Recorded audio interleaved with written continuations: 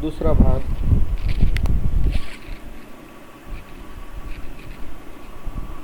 पहले हमने अध्ययन किया था भारतीय अर्थव्यवस्था का एक अल्प विकसित अर्थव्यवस्था के रूप में।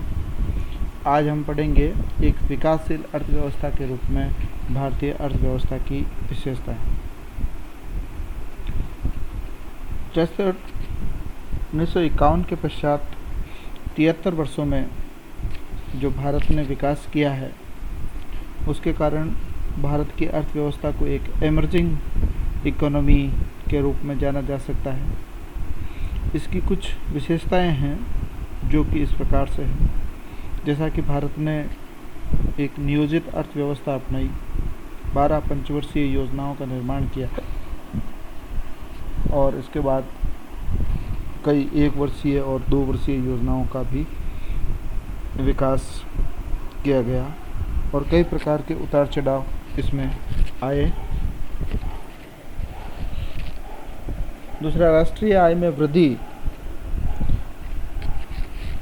भारत की विभिन्न पंचवर्षीय योजनाओं के अनुसार जो भारत की राष्ट्रीय आय है उसमें लगातार वृद्धि हो रही है और औसतन 7.5% की दर से 1950-51 से लेकर के अब तक की वृद्धि हुई है।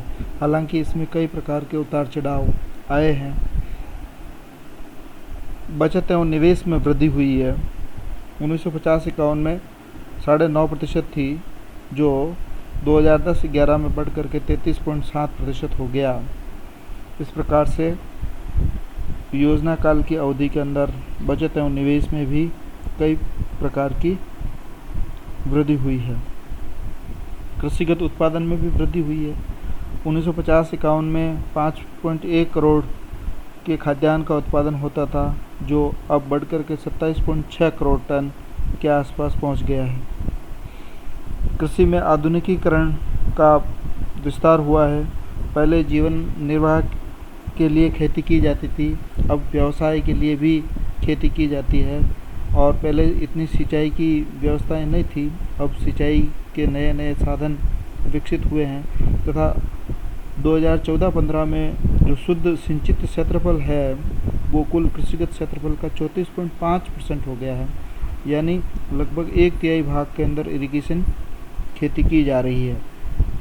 औद्योगिक विकास 1950-51 से 1980-81 तक पंजीकृत विनिर्माण में 6% की वार्षिक वृद्धि हुई है और विकास दर में 7.5% की वृद्धि हुई है। इस प्रकार से हम कह सकते हैं कि इलेक्ट्रॉनिक्स, कंप्यूटर, सॉफ्टवेयर, पेट्रो रसायन इत्यादि में काफ़ी वृद्धि हुई है।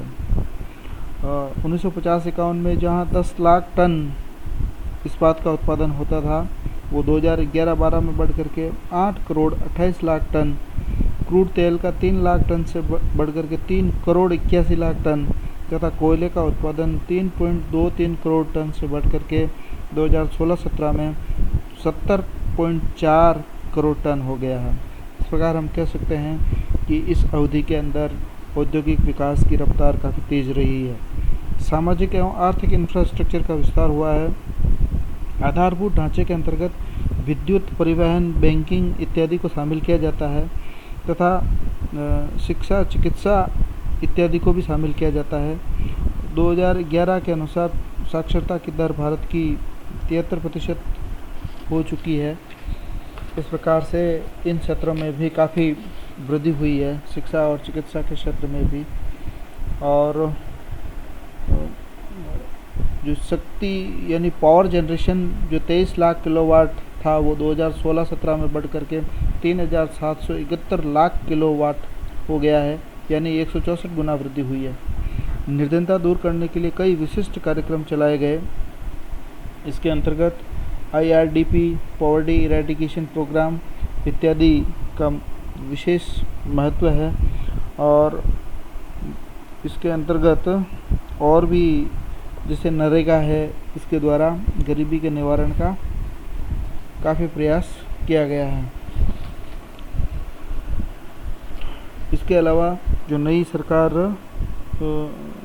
24 मई 2014 को आई है, उसमें उन्होंने विकास की दृष्टि से कई जो नए कार्यक्रम है वो चालू किए हैं और उन कार्यक्रमों के आधार पर भारत की जो गरीबी है उसमें कमी आने की आशंका है। जनवरी इस प्रकार से भारत को इन सभी तथ्यों के आधार पर भारत की अर्थव्यवस्था को एक उदयमान अर्थव्यवस्था या बढ़ती हुई अर्थव्यवस्था के रूप में हम देख सकते हैं या कह सकते हैं। इस प्रकार भारतीय अर्थव्यवस्था की दो प्रकार की व्यवस्थाएं हुई, एक अल्प विकसित अर्थव्यवस्था के रूप में और दूसरी विकासशील अर्थव्यवस्था के रूप में।